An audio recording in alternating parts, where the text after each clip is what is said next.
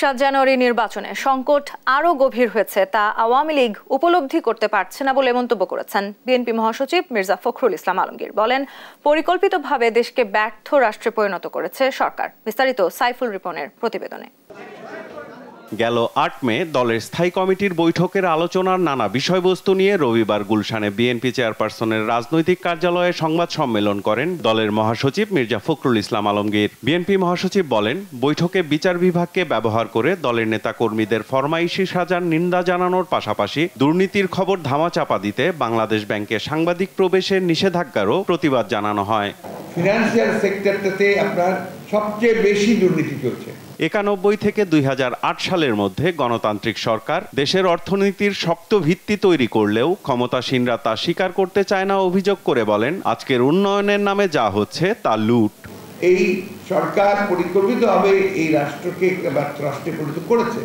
এই বিগত নির্বাচনে আওয়ামী লীগের সংকট আরো গভীর হয়েছে, সরকারের সংকট আরো গভীর হয়েছে, এবং ওনারা যদি এখনই সেটা উপলব্ধি না করেন এবং নির্বাচন চেষ্টা না করেন তাহলে ভবিষ্যৎ তাদের জন্য খুব ভালো না।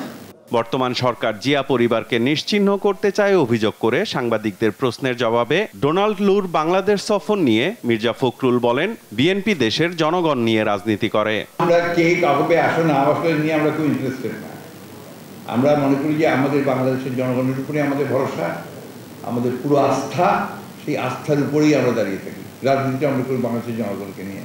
এই যে কারিকুলাম যেগুলো করেছে আপনার প্রাইমারি স্কুলে, সেকেন্ডারি স্কুলে, ওখানে তো জিয়াউর রহমান নামগন্ধ তো নাই, পারলে ওকে এখন এই খলনায়ক হিসেবেই চিহ্নিত করে আপনার সরকারে বলতে থাকে।